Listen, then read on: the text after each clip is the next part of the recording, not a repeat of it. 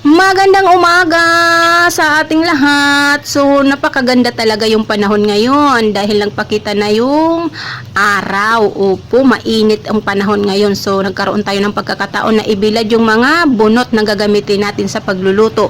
So, yun po yung gisa sa ginagamit natin dito sa pugon. Opo. So, ngayon is magluluto naman tayo ng manok na may gamit ang bihon. Kasi nga po, dahil walang sotanghon, bihon yung gagamitin natin. So, ayan, nagisa na po tayo ng, una munang ginisa natin is yung luya. Antayin natin na maging kulay brown. So, luya para pampawala ng lansa. Dahil manok nga yung lulutuin natin. Then, isunod natin ang bawang, gisahin natin. Tapos, naglagay na rin po tayo ng kamatis. Then, sibuyas. So, igisa lang natin ng mabuti. Tapos, isangkot na natin ang manok. Yes, yung manok, isasangkot natin. Gigisa natin hanggang sa maging kulay brown. So, ayan, medyo maingay nga pala yung paligid natin.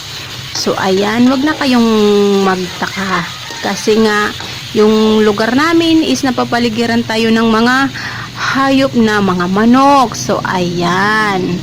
So, ayan, igisa lang natin ng mabuti yung manok para pampawala ng lansa. Mawala ang lansa. So, masarap to gamit ang bihon. So, 'di ba? Akala natin sotanghon lang. Pwede pala sa bihon ang gagawin natin o ihahalo dun sa ginisang manok na may sabaw. Masarap siya. So, ayan. Palagi ko naman itong ginagawa o niluluto. So, ayan. Haluin lang natin ng mabuti. Haluin. Then, pagkatapos nyan is tatakpan natin. Tatakpan.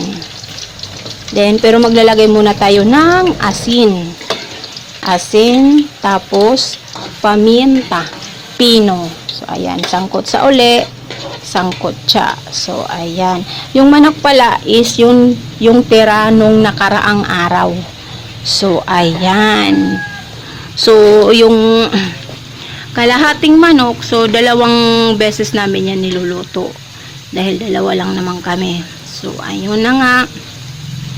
Is tatakpan na natin. Then, antayin natin na kumulo. So, ayan. So, habang nag-aantay tayo dyan is, busy ako nyan sa ng mga bunot din. So, ayan. Is, na natin, tiningnan na natin. So, medyo konti na lang yung mantika. So, ayan. Yung manok pala is tinanggalan na natin ng balat kasi nga bawal na yung may balat yung kuya ko.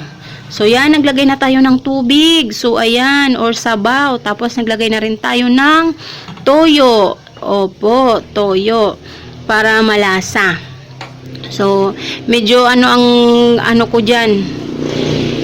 Parang tagilid yung pagkagawa ko dyan. So, medyo nagdagdag tayo ng asin. Nagdagdag na naman tayo dyan ng seasoning. So, kasi nga yung timpla medyo matabang. Then, isunod na natin is yung bihon. So, isang padak lang or isang piraso yung ginamit natin. So, yung isang padak is 5 piso. Yan, 5 piso lang po yan dito sa tindahan na katabi ng bahay namin. So, ayan, antayin natin na lumambot. So, lang natin ng mabuti. Halo-halo. Ng natin para yung niya is lumambot yung bihon. Naglagay na nga tayo ng seasoning. Tapos takpan natin, antayin natin na kumulo and then ayan na nga. Tiningnan natin ulit dahil kumukulo na. O diba, ang bilis lang. So, halo-halo. Then titikman kung matabang ba or maalat. So, ayan. So, ayan, double purposes tayo dyan dahil habang nag-aantay tayo na kumukulo is inaayos natin yung mga bunot na binibilad natin. Siyempre, pagkakataon na po yan. Dahil ilang araw nga, yung laging maulan, malakas ang ulan dahil nga nung nakaraang linggo is may bagyo. Opo, binaha po yung lugar dito sa sa may bandang Samar. So, ayan, kawawa nga po sila kasi nga lubog yung lugar nila. May isang lugar doon na lubog sila sa baha. Then, yung mga bahay nila, yung iba, yung mga hayop nila is nakakaawa. So, ayan.